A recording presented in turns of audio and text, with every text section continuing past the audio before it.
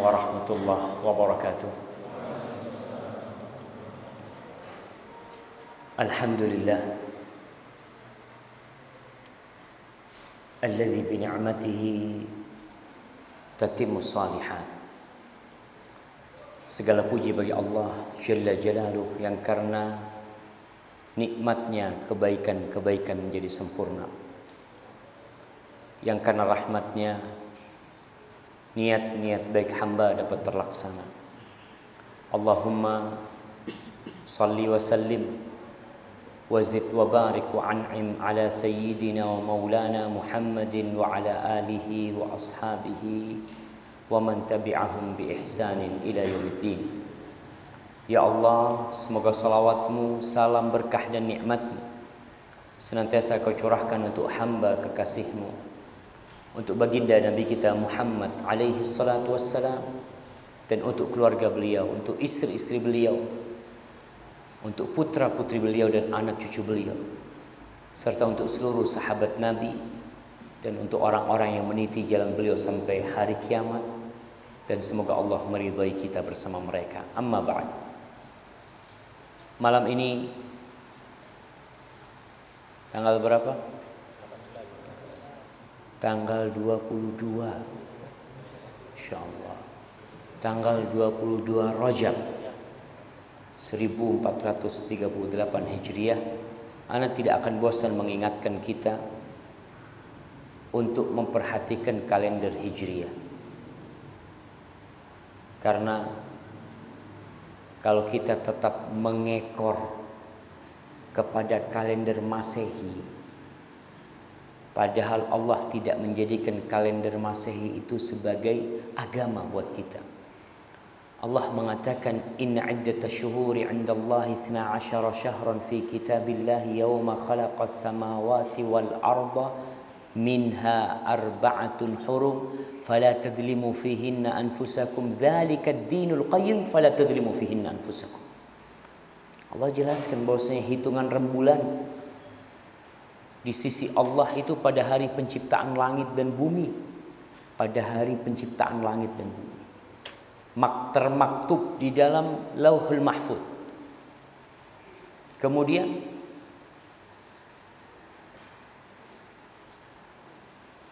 Allah jadikan di antara 12 bulan itu 4 bulan haram.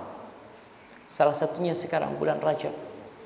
Itulah agama yang lurus.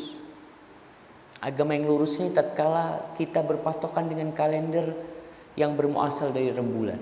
Antum kalau tahu orang-orang Israel tuh, mereka punya kalender sendiri, dan kalender mereka berpatokan kepada rembulan bukan kepada matahari. Ibadah-ibadah orang Israel, kita tahu agama Yahudi termasuk agama Samawi yang diturunkan kepada Nabi Musa alaihissalam. Tapi terjadi penyelewengan. Maka malam ini, malam 22 Rajab 1438 Hijriah, pertanda 38 hari lagi kita akan masuk ke bulan Ramadan. Kita akan mengkaji sebuah kitab. Kitab ini judulnya, siapa yang bikin ini jemaah? Hah? Mana panitia yang bikin ini? Nama kitabnya itu bukan Minhajul Qasidin, tapi ringkasan Minhajul Qasidin. Bahasa Arabnya itu Mukhtasar Minhajul Qasidin. Karena ditulis di sini kitab Minhajul Qasidin milik Ibnu Qudamah. Kalau Minhajul Qasidin itu pengarangnya adalah siapa? Ibnul Jauzi. Ibnul Jauzi rahimahullahu taala. Jadi asal kitab ini sebenarnya adalah Ihya Ulumuddin. Kitab Ihya Ulumuddin ditulis oleh Al-Imam Al-Ghazali rahimahullahu ta'ala. Al-Imam Ghazali dalam kitabnya Ihya, kitab yang besar. Kitab ini termasuk kitab yang diperhatikan oleh para ulama. karena kitab ini tersebar luas dan banyak digandrungi oleh umat. Ternyata dalam kitab Ihya Ulumuddin banyak tercantum hadis-hadis yang tidak ada asal. Hadis-hadis yang dikatakan oleh Ibnul Jauzi sebagian hadisnya adalah hadis palsu. Sehingga para ulama menulis takhrij, yaitu mereka memberikan hukum kepada hadis-hadis yang termaktub di dalam Ihya Ulumuddin. Karena mau tidak mau tatkala kitab ini tersebar dan dibaca oleh umat, maka perlu umat mendapatkan pencerahan bahwa hadis-hadis yang disebutkan dalam kitab Ihya Ulumuddin sebagian adalah hadis palsu. Sedangkan orang awam tidak faham mana itu hadis sahih dan mana itu hadis dhaif dan mana itu hadis palsu. Yang tahu siapa? Para ulama. Maka Al-Imam Ibnul Jauzi dalam kitabnya Minhajul Qasidin dia mengatakan fa idza anta tu'athiru kitab Ihya Ulumuddin. Engkau tuh orang yang ingin mendekatkan diri kepada Allah, dilihat sama Ibnul Jauzi, kau lebih mengutamakan kitab Ihya Ulumuddin. Dan engkau melihat bahwa kitab ini adalah kitab yang sangat bagus. Tidak ada tuh kitab yang seperti kitab itu.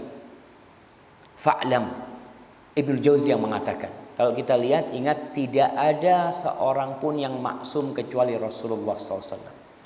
Dan tidak ada satu kitab pun di muka bumi ini yang tidak memiliki kesalahan kecuali Al-Quranul Karim. Adapun kitab-kitab yang lain dikritik oleh para ulama, ada kesalahan. Dan kitab yang tersahih setelah Al-Quranul Karim adalah Sahih Bukhari. Itu pun tidak terlepas dari kritikan para ulama. Kenapa? Karena itu tulisan manusia. Jadi kalau ada orang mengkritik kitab orang lain wajar, karena yang nulis manusia. Pantas. Yang jadi masalah ketika orang tidak mau dikritik. Karena dia merasa udah benar nih, nggak ada salahnya. Yang bisa mengkritik adalah para ulama juga. Ibnul Jauzi termasuk ulama dari kalangan Hanabilah. Dia mengatakan fa'lam anna kitab al-ihya anna fi kitab al-ihya afatin la ya'lamuha illa ulama. Ketahuilah bahwa dalam kitab Ihya itu ada permasalahan-permasalahan, ada petaka-petaka, ada kesalahan-kesalahan yang tidak ada yang mengetahuinya kecuali para ulama. Wa aqalluha, dan kalau dilihat masalah yang paling kecil, yang paling sedikit dalam kitab Ihya ini, ingat ini bukan perkataan ana, ini perkataan Ibnu Jauzi. Dia mengatakan al-ahaditsul batilah al-mawdu'a wal mawqufa. Hadis-hadis batil dan palsu, baik itu yang dinisbatkan kepada Rasul sallallahu alaihi wasallam atau kepada para sahabat, wa qad ja'alaha marfu'atan. Di mana di dalam kitab Ihya Ulumuddin dijadikan itu hadis yang marfu' kepada Nabi alaihi salatu wasallam. Wa innama naqalaha kama ra'aha. Ingat di sini Ibnu Jauzi memberikan alasan kenapa Al-Imam Al-Ghazali sampai melakukan hal itu. Dikatakan bahwa Imam Ghazali tidak berdusta, tidak. Dia menukil sebagaimana beliau melihat dalam kitab lain. Kita kan kadang-kala kita nggak bikin hadis palsu. Kadang-kala seorang khatib Jumat tidak bikin hadis palsu, tapi dia baca dalam sebuah kitab lalu dia sampaikan dengan pikiran ini hadisnya sahih, ternyata palsu. Maka dikatakan oleh Ibnu Jauzi, ini ada para ulama ketika mengkritiki ulama lain.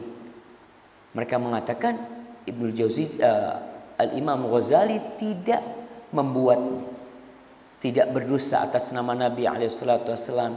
Yang beliau lakukan hanya menukil sebagaimana beliau lihat.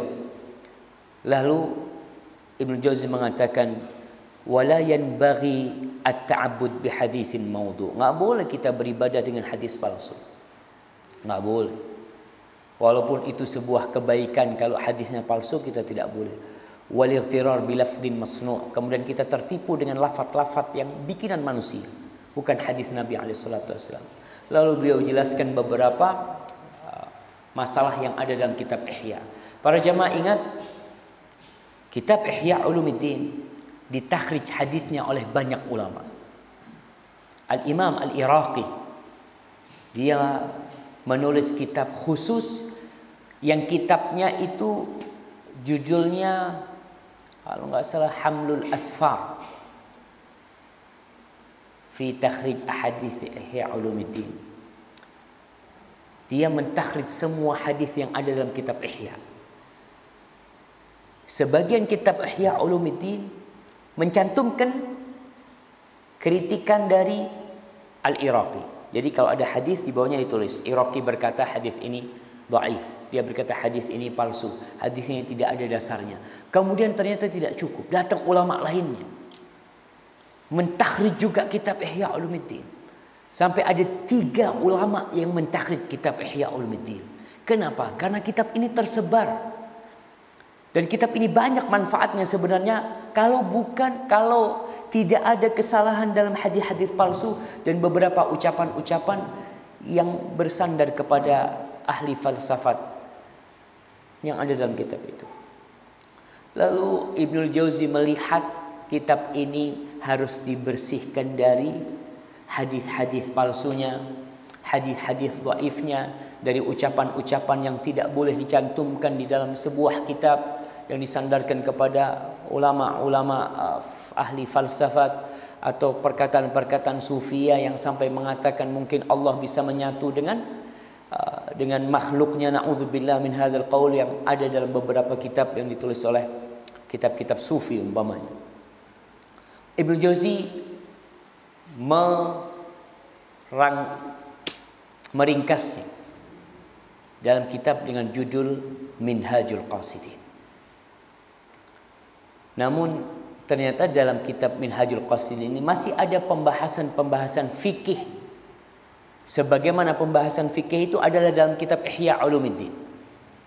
Padahal kitab Ihya Ulumuddin lebih ditujukan untuk membahas tentang akhlak dan tentang pendidikan buat jiwa manusia. Adapun masalah hukum-hukum fikih di mana biasa dibahas? Di mana jemaah? Dalam kitab-kitab fikih. Maka datanglah Ibnul Qudamah meringkas Minhajul Qasidin. Dia meringkas Minhajul Qasidin, dia buang bab-bab yang berkaitan dengan kitab-kitab fikih, dengan hukum-hukum. Beliau khususkan kitab ini. Kitab ini dibagi menjadi 4 pembahasan. Sebagaimana sebenarnya kitab-kitab sebelumnya, Ihya Ulumuddin dan kitab Minhajul Qasidin sama. Dibagi 4. Pembahasan yang pertama disebutkan adalah Rub'ul Ibadat. 1/4 pembahasan tentang ibadah. 1/4 pembahasan tentang ibadah. 1/4 yang kedua adalah tentang adat.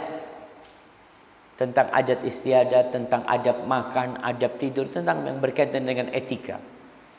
1/4 yang ketiga adalah tentang hal-hal yang membinasakan manusia.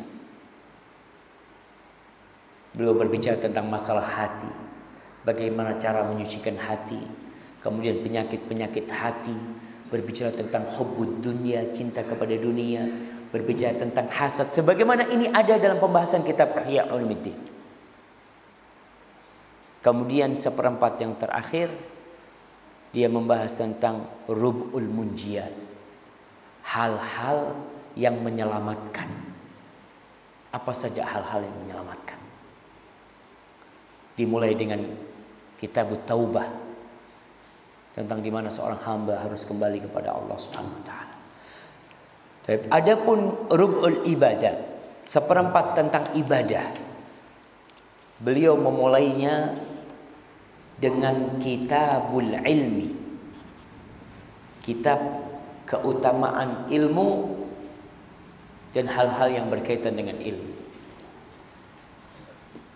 Kenapa jamaah bicara ibadah dimulai dengan ilmu? Kenapa?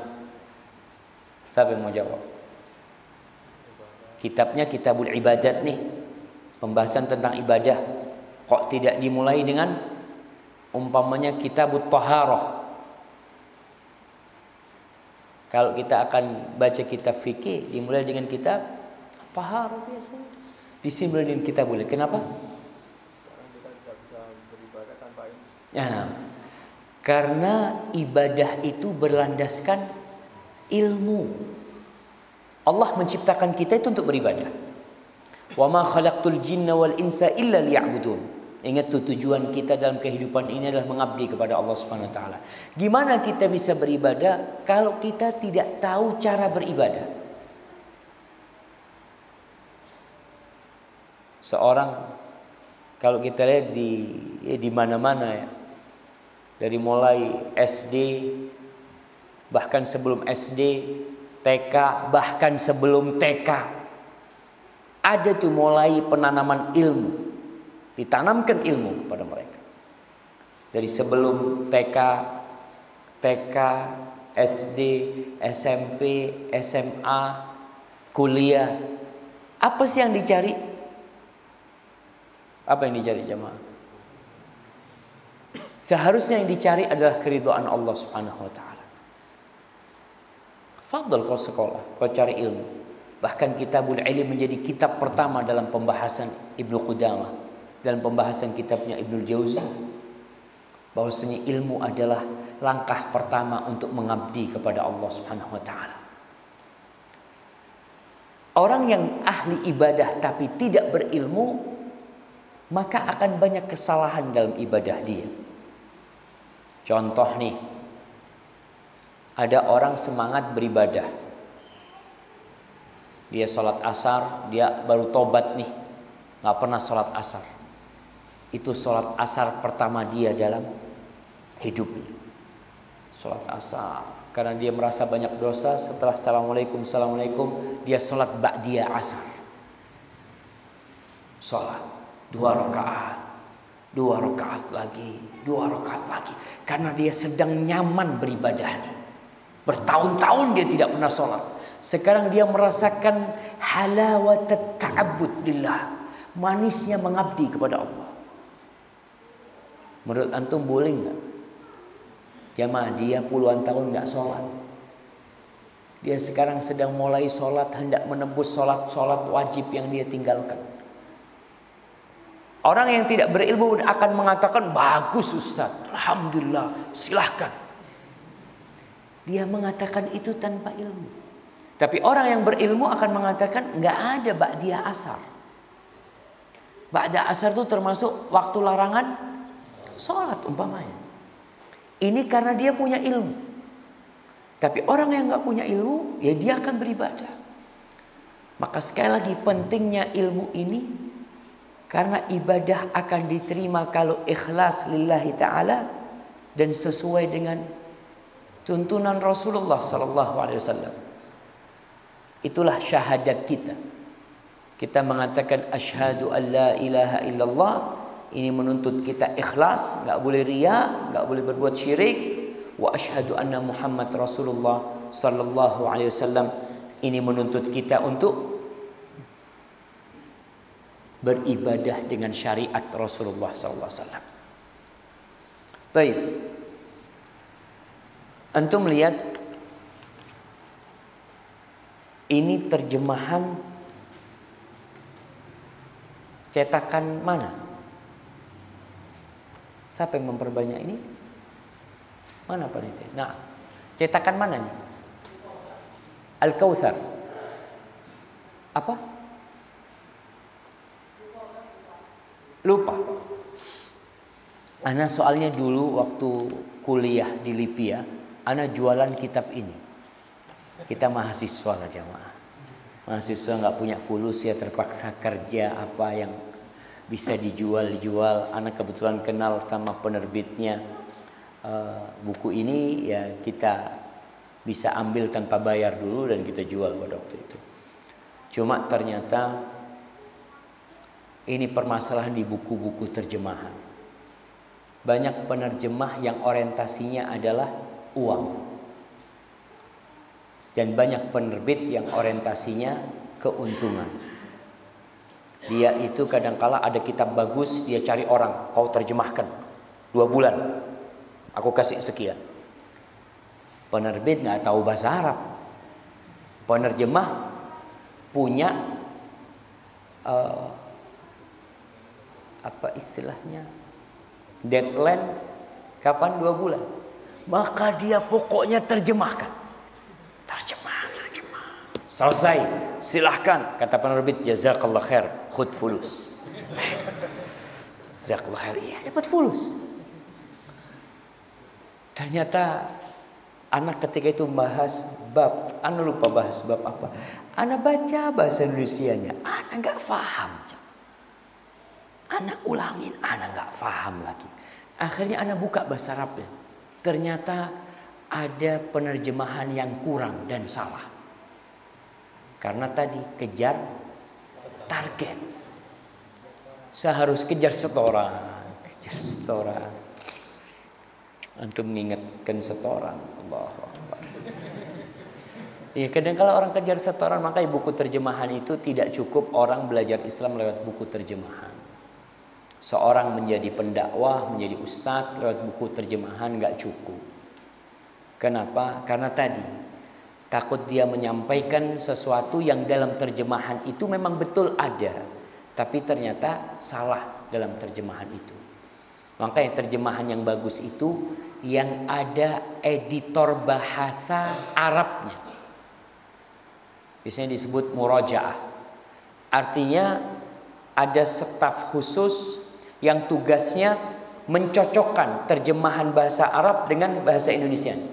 Jadi dia baca bahasa Indonesia dan dia baca bahasa Arabnya. Ini bukan penerjemahnya, bukan. Ini orang lain. Sehingga dia bisa koreksi. Kadangkala apalagi di zaman sekarang ada Google Translate. Nah, orang kadangkala susah, sedangkan tinggal 2 hari harus selesai, sudah minta tolong sama Syekh Google. Langsung terjemahan itu jamaah. Itu kadang-kadang terjadi kesalahan. Kemudian sesuatu yang kurang pas sebenarnya ketika orang mencantumkan, ini buku mencantumkan ayat Quran cuma artinya, tanpa ayat Qurannya. Yang firman Allah itu adalah ayat Qurannya yang berbahasa Arab itu. Sedangkan di sini hanya disebutkan artinya. Hadis Nabi boleh meriwayatkan hadis Nabi dengan makna.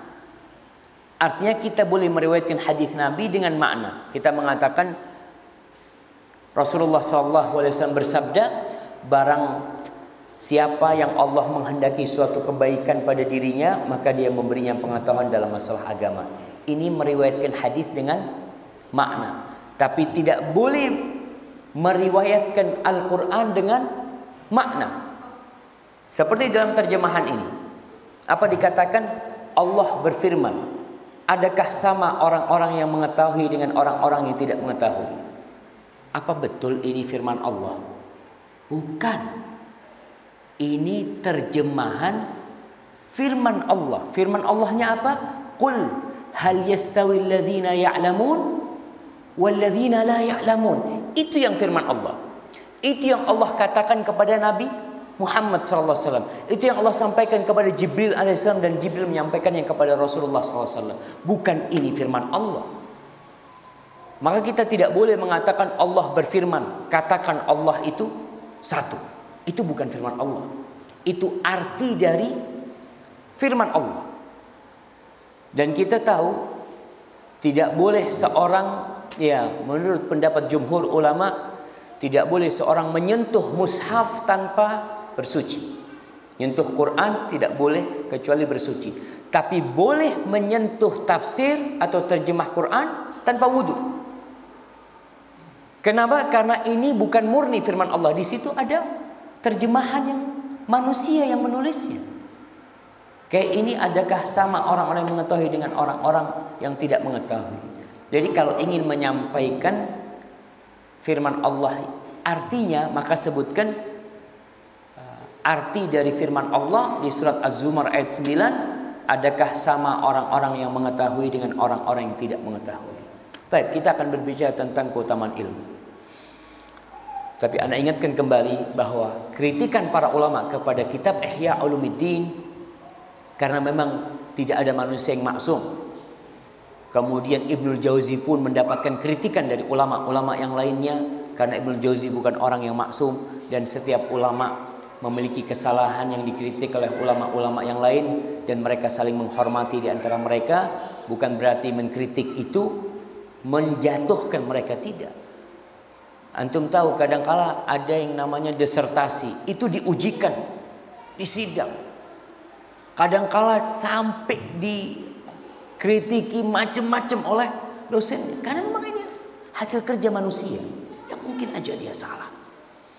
Tapi kita masuk kepada pembahasan kitabul ilmi wa fadluhu wa ma yata'allaqu bih. Kitab ilmu dan keutamaan ilmu serta yang berkaitan dengan ilmu itu sendiri.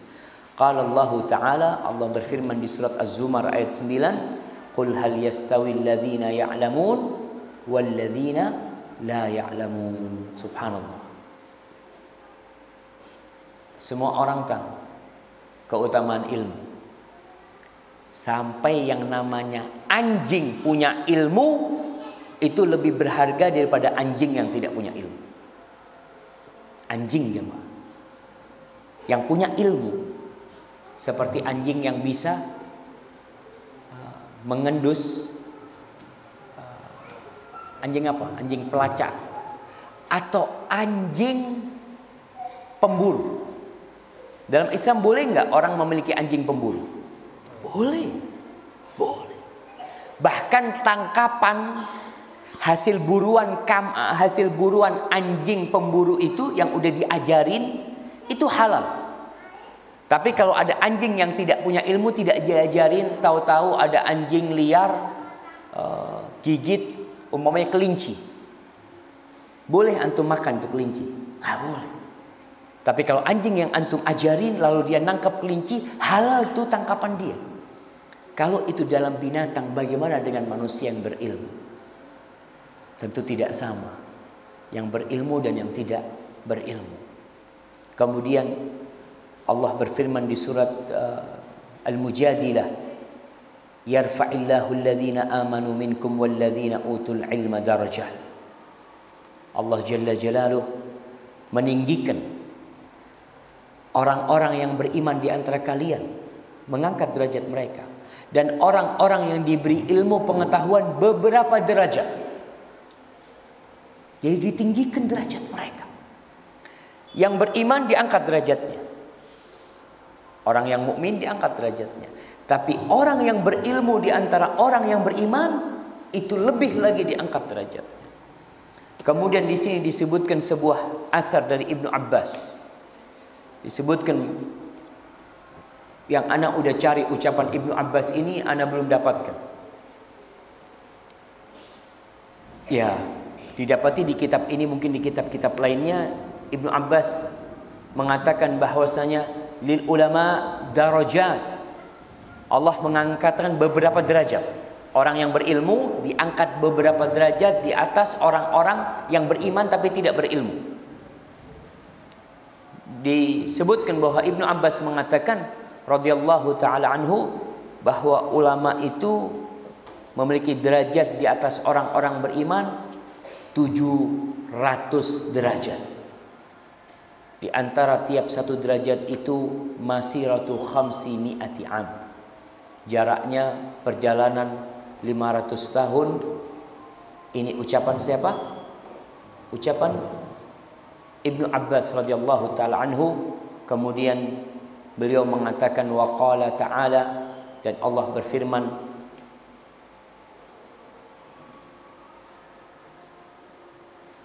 Masya Allah jemaah. Di terjemahannya nggak ada. Di bahasa Arabnya setelah 500 tahun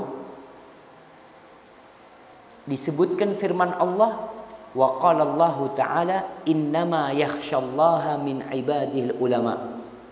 Surat Fatir ayat 28. Antum lihat salah satu kesalahan terjemahan, hilang nih ayat. Udah azan jemaah kayaknya. Baik, mungkin azan dulu, fadhal.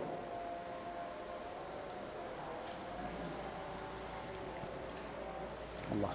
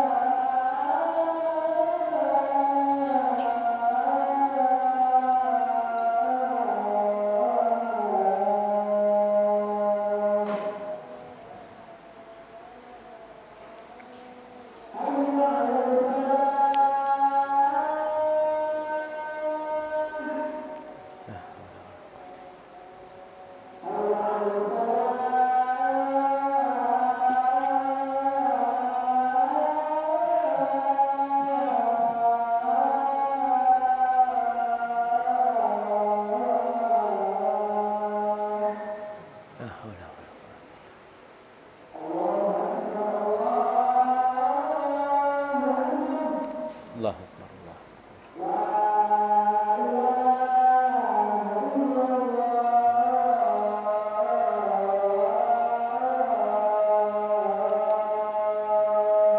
La ilaha illallah. Salat.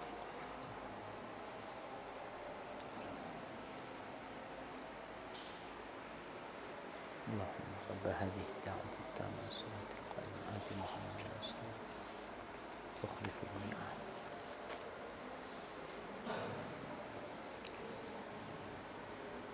Naam. Allahumma salli wa sallim ala sayyidina Muhammad. Kita lanjutkan. Perlu ditambahkan yang sudah ditulis bahwasanya dalam kitab aslinya ada tambahan firman Allah, innama yakhsyallaha min ibadihil ulama, di surat Fatir ayat 28, bahwasanya yang takut sama Allah di antara hamba-hambanya itu adalah para ulama, mereka yang takut.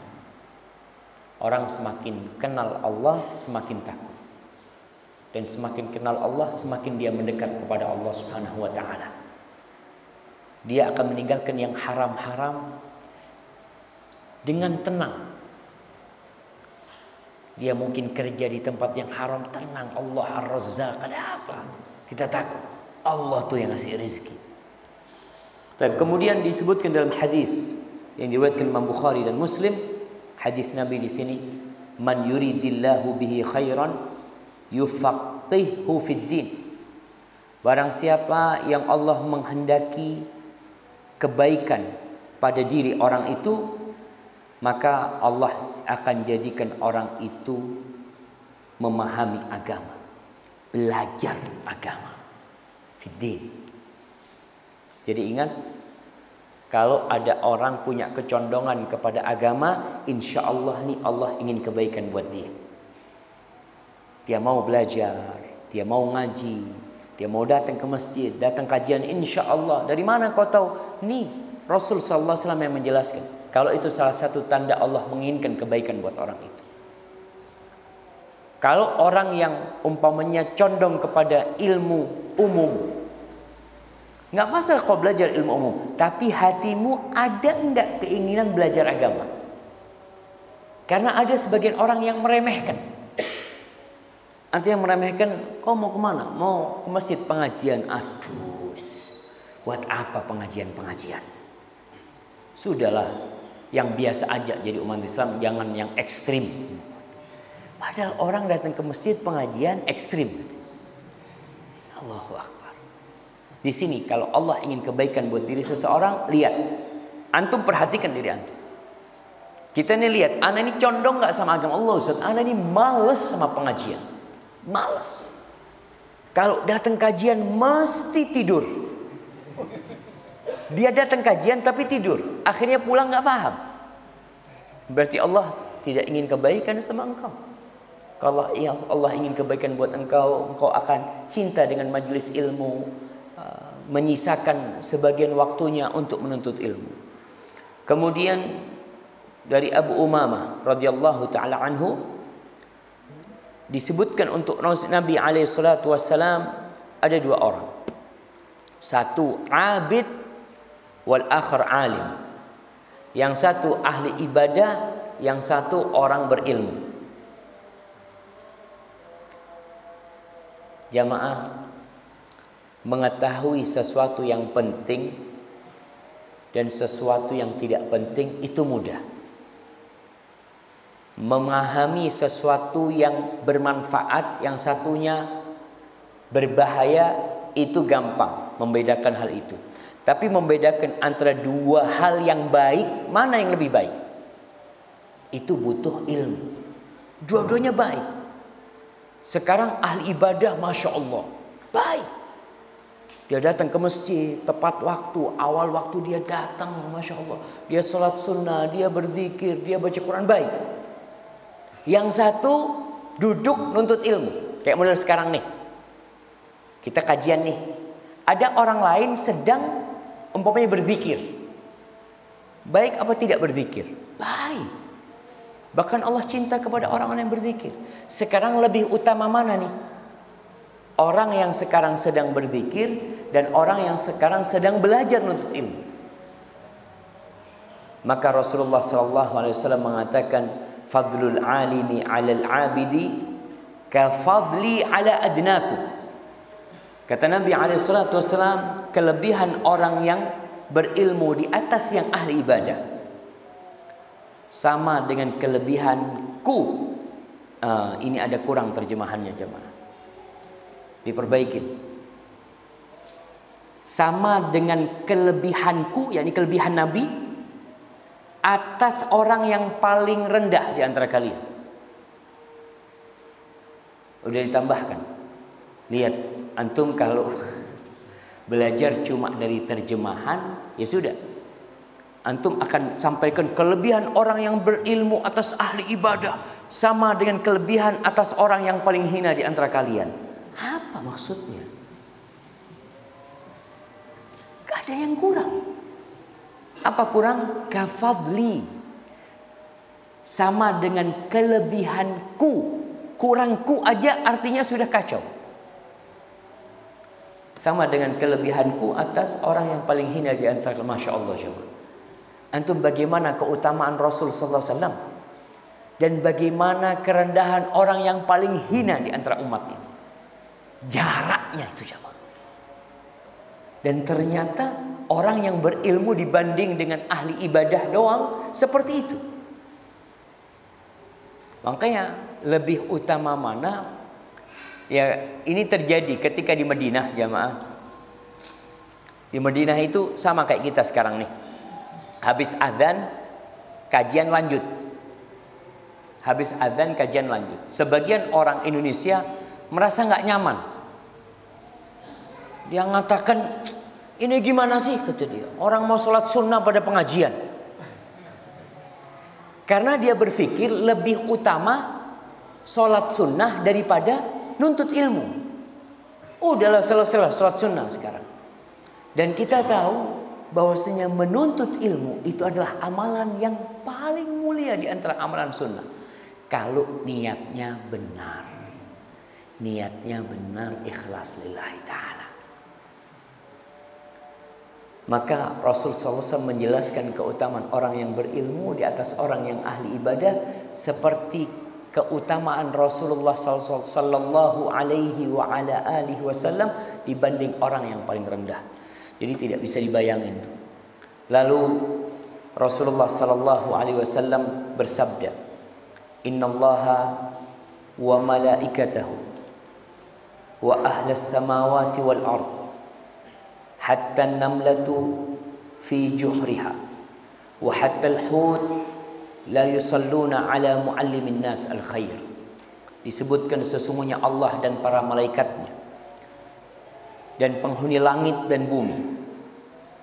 Allah dan para malaikatnya dan penghuni langit dan bumi. Penghuni langit kita tahu siapa? Malaikat-malaikat Allah dan ruh para nabi ada di sana. Kita tahu Rasul sallallahu alaihi wasallam berjumpa dengan Nabi Adam ketika Isra Mi'raj. Berjumpa dengan Nabi Musa, Nabi Isa dan nabi-nabi yang lainnya. Itu penghuni-penghuni langit. Penghuni-penghuni langit dan penghuni-penghuni bumi itu bersolawat buat orang yang mengajarkan kebaikan. Bersolawat. Antum bayangkan bagaimana Allah, para malaikatnya, ruh orang-orang yang saleh yang ada di sana, kemudian penghuni bumi ini. Penghuni bumi lebih macam-macam lagi, sampai binatang-binatang, sampai ikan di lautan, sampai semut di lubangnya, itu bersolawat untuk orang yang mengajarkan kebaikan. Nanti akan dijelaskan kenapa kok orang yang berilmu lebih utama daripada orang yang ahli ibadah. Karena manfaat orang berilmu itu buat orang banyak. Antum bisa bayangkan kenapa ikan aja berdoa, ikan jemaah. Antum kalau melihat akuarium, lihat ikan, tuh dia itu bersolawat buat orang yang ngajarkan kebaikan. Antum melihat semut yang jalan-jalan, itu termasuk yang bersolawat buat orang yang mengajarkan kebaikan. Subhanallah. Begitu besarnya keutamaan orang yang mengajarkan kebaikan. Maka tentunya seorang yang cerdas akan berpikir, dia mau jalan di mana? Jalannya orang yang ahli ibadah atau jalannya orang yang berilmu? Dengan dia berilmu, ikan dapat manfaat. Ikan dapat manfaat. Ana sering sampaikan, kenapa dulu waktu kita masih SD, itu di kampung kita di Gebang sana, sering ada acara ngeracun kali, pakai potas itu, diracun. Dosa apa nggak dosa? Orang nggak ngerti, yang ada dalam benak dia dapat ikan. Dosa, kau bunuh ikan-ikan yang kecil tanpa dosa. Rasul sallallahu alaihi wasallam melarang para sahabat untuk titis-titisan, tahu titis-titisan? Pakai panah titis burung atau ayam buat titis-titisan, nggak boleh kau. Kau ayam kau makan.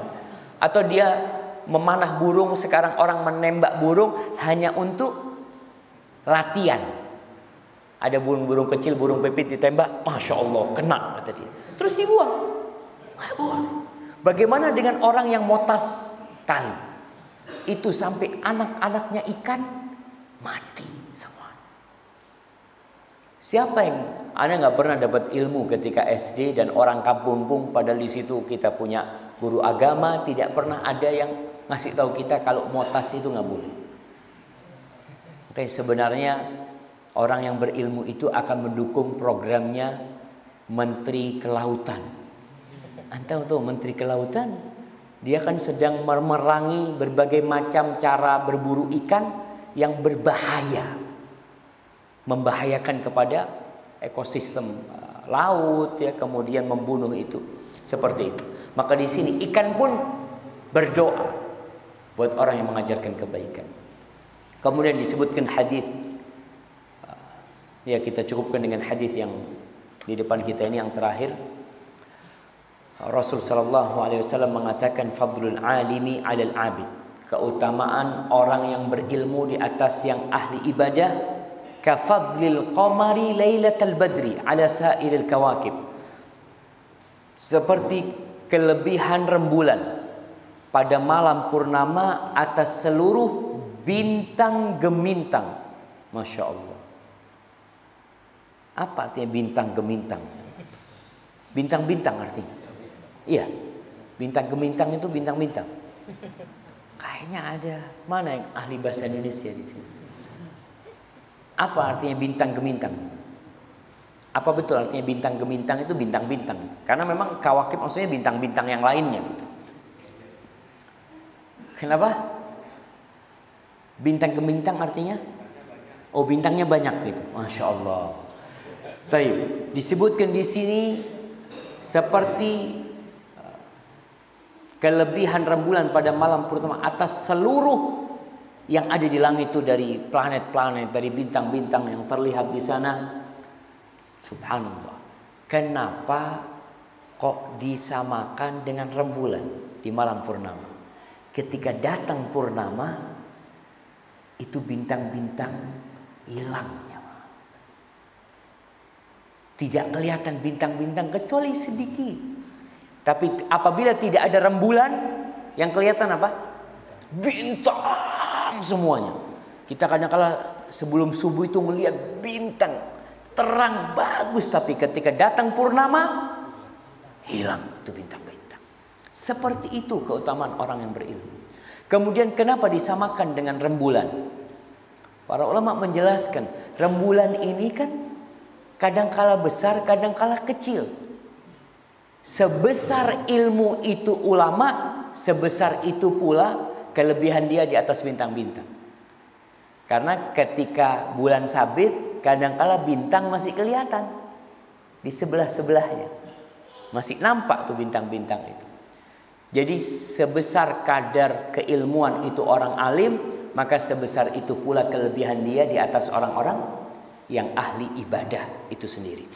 Kemudian Nabi SAW mengatakan, wa innal ulama, sesungguhnya para ulama itu adalah para pewaris Nabi. Dan para Nabi itu tidak mewariskan dinar dan dirham. Dinar itu emas, uang yang tercipta dari emas. Subhanallah jemaah. Kita lihat ya, uang dulu sama uang sekarang nih. Uang sekarang kalau kebakar bisa dipakai. Antum punya uang 1 miliar, rumah kebakaran, dan antum lihat uang antum udah jadi debu, bisa ditukar? Nggak bisa.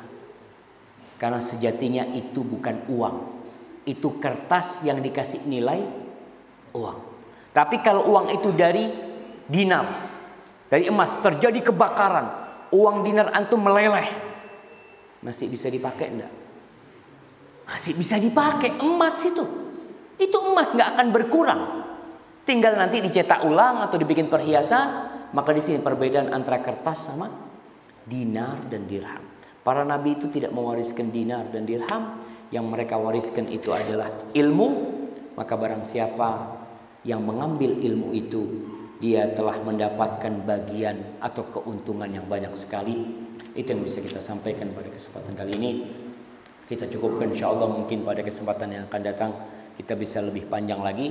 Tapi harapan anak para jamaah dibaca nih kitabnya. Jadi nanti pada kesempatan yang akan datang kita bisa diskusi. Mungkin sekarang tidak ada pintu tanya jawab. Hadza wallahu a'lam bissawab. Apabila yang Anda sampaikan benar itu dari Allah Jalla Jalaluh. Kalau ada yang salah, kita memang manusia, tempatnya salah dan lupa dan perlu ditegur. Ustaz kadang-kala perlu dikasih tahu, dikritisi, karena nggak ada yang maksum kecuali Rasulullah SAW. Subhanakallahumma wa bihamdika, asyhadu an la ilaha illa anta, astaghfiruka wa atubu ilaik. Wassalamualaikum warahmatullahi wabarakatuh.